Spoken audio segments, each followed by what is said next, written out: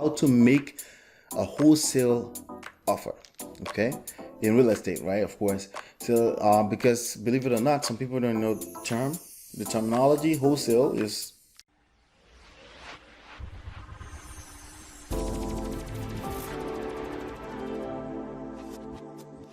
Hey, this is Ola coming to you live from my Empire Pro studios. On this episode, we're talking about how to make a wholesale offer, okay, in real estate, right? Of course. So, because believe it or not, some people don't know the terminology. Wholesale is universal for all kind of products, but of course, here we're talking about wholesale real estate. So this question that came in here, there's some numbers. Let's crack down on the numbers. Let's work it out together. And let me see, my calculator is right here. Let me see if I can grab that. Let's see if it's useful for us. Oh, we got a calculator just in case we need it, right? So this person says, have a potential deal. Here are the numbers. By the way, I don't like the terminology potential deals. It's either a deal or it's not a deal. And usually it's not a deal until you actually have it under contract. You know, when people say I have a potential deal, it sets them up for failure. Usually newbie will say things like this, and then they put their energy, too much energy, into one contact, somebody that's contacted them, they have a property to sell, and then they waste all kind of energy and time on that one lead. And then usually it never happens, of course. And then they get discouraged out of the business. Well, that's why I teach you list build. Building the list, monetizing the list, and then doing deals with the list, okay? Monetizing the list meaning you're making money even before you close deals. And that's what we do here. So if you definitely want to be a part of that, of the smart wholesaling gang, make sure you come on inside smartrealestatewholesaling.com. And also you can do the business from anywhere in the world. You don't have to get stuck in a geographical location. All right. So the question says, I have a potential deal. Here are the numbers. 4 beds, 2.5 baths, 2,500 square footage, 0.929 acres, 2-car garage. All nice. Those are all nice stuff and completely irrelevant to if it's a deal or not. Okay. Maybe, I guess, but not, we don't know at least. The ARV, after repair value, basically how much is the house worth after it's been repaired? Usually these houses need work, right? It's worth between $650,000 and $700,000. Okay, so that's a little bit above average of a neighborhood, but yes, you can do deals there. You can make easy $50,000, $40,000 off of this kind of deals if it happens to be a deal. So it needs cosmetic repairs between $10,000 and $20,000. A $700,000 home needs cosmetic repair, $10,000, $20,000. That better be carpeting and just painting. If not, if it needs kitchen and bathroom, a $700,000 home would need a lot more than that. But let's just assume that the numbers are right, okay? Owners owe $399, that's $400,000, okay? And then this person says in parentheses, was free and clear, then he had a family issue. It doesn't matter, okay? Bottom line is that they have a lien against the property for $400,000, okay? Property is worth $650,000. We're just keeping the worst case scenario because we're the buyers. When you are the buyers, you have to look at things from a worst case scenario. When you are the seller, you give them number based off of the best case scenario. That's the way it works, right? All right, so owner's $400,000, owes $400,000. It's a lien against the property, $400,000. So there's basically $250,000 worth of equity minus worst case scenario of the cosmetic repair is $20,000, right? So minus 20. So 250 minus 20. There's potentially $230,000 worth of equity to play with to make some profit, all right? Either as an investor or as a wholesaler, there's some money to play with. So if you can leave 150 for the buyer, you can make $50,000. Everybody is happy. Are they really happy? How much would they have to spit out to make 150? Are they spitting out complete $650,000 to make 150? We don't know, right? So, but how much they owe to make an offer is actually irrelevant, okay? We need to make an offer regardless, right? Basically, irrespective of how much they owe. We will consider that when it's time to determine if we need a short sale or not. But just to make an offer to see how much you can afford, use the simple numbers. Don't complicate it for yourself. Don't let people tell you your neighborhood is a little bit different. No, if you have to listen to that, that means you're putting some kind of advisors on a pedestal and they're probably advising you wrong. Keep it simple. It's 65% of ARV. The ARV is 650. We're using the worst case scenario. So 650 multiplied by 0.65. All right. And then we have $420,000. I'm rounding off the numbers, okay? $420,000, okay? So we already, if this house was in a perfect condition, we cannot afford to pay more than $420,000 for it. But the property needs $20,000 worth of work. So we have to take that $20,000 out of this. So minus 20, okay?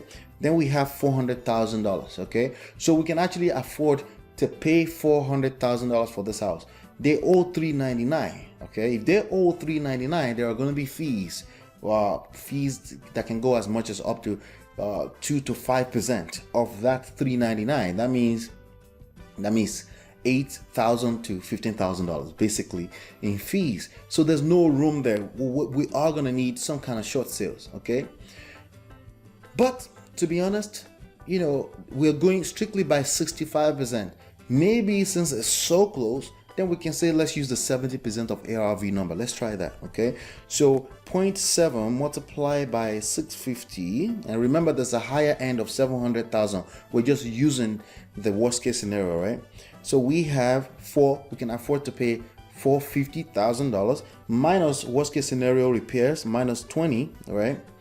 And then we have $430. So we can pay $430 for this house. So if this person is willing to walk away from this property and don't want anything, or maybe they just want a few $1,000s to move or put down a down payment somewhere, you may have a deal in your hands. So the person says the seller has been remodeling it so it can be sold retail assets. If somebody's already putting work to sell retail $650,000, there's a good chance it's not a deal, because there's no reason for them to be motivated. If they were truly motivated, they will be too broke to put some work. But you never know. That's why you want to ask more and ask more questions. You just never know. Ask questions like, okay, so you want to get rid of his assets? Because we buy assets. You don't have to keep fixing it. If they say, yeah, I'm tired, I'm too broke, I don't want to keep spending money on it, that's where you want to be at, okay? If they say, no, I'm not desperate, I can fix it and then sell it full price if I have to, they're not motivated. Don't waste your time. Say, okay, let me know. My offer for the property is about $400,000. Let me know if it's something that you'll be willing to work with and walk away with. I can help get rid of it, get it off your hands if that's what you're looking to do. If not, if you have the time, then absolutely you should make all the money you can make from it. Again, you come from a place of value always. If you have the time, you deserve $650,000. Why don't you just put in the work? That's a takeaway. Why don't you just put in the work and make $650,000, $675,000, $700,000 from the house? And if they can, they'll say, yeah, that's probably better off. If they can't, they'll be like, no, I can't afford to do that. I can't afford to keep working on it. Then you have a situation where you can get them to stop working on it because you don't need them to keep working on it. And then put it on a contract for $420,000, for $400,000. And then if they're owing a couple of $1,000s to the bank, then you can, if you're making 50 grand, you can pay 10 grand to pay off any debt that's laying over or anything like that, right? So it goes, what do you think? What kind of offer should I make? Keep the offer simple. The offer is $400,000. You can come as much as up to maybe $420,000, right? But if they say $400,000, you're crazy. They're not motivated. Don't waste your time. Don't waste your time. You should be working with multiple leads at any time. As a matter of fact, if you're following our lead here, if you go get this book, smartrealestatewholesaling.com, I'll show you how to skip all of that negotiation stuff. You're only dealing with contracts that's already locked. You're skipping 80% of the hustle, and all you're doing is building a list, dealing only with contracts that's already locked, and then you're selling those contracts. You're splitting money with people all day long. Not only that, you can monetize and make money even if you don't close deals. That's what I teach. But in case you want to go the traditional way, then just understand that you need to be generating a lot of leads, and you need to be in a position of power by simply giving people options, and your option is right there. If they're too broke and they can't afford to keep fixing the property, present it. Then I can help you get rid of this property. Keyword phrase, get rid of this property. If they're like, no, I don't think I want to do that, I think I'd rather just put the work in. That's okay. And you should be happy for them. Keep moving, because you have abundance of leads in this world. You can generate as many leads as you want. All right. You have the power to do that on the internet using Facebook without knocking on doors and driving for dollars, because that's crazy. You should never be driving for dollars, by the way. I have a whole video that says 7 reasons why you should never draft for dollars. Just Google my name, Abitogun. 7 reasons why you should never draft for dollars. That's a video you definitely must look for, because that's a complete waste of your time. It's not worth it. It's digital age. You should never have to do that. Does it work? Of course, everything works. If you can guarantee you're going to keep working until it works. We don't know when it's going to work. You're operating completely off of hope and luck. Terrible strategies, okay? So hopefully you've been enlightened, educated. I will see you on the next one. Peace.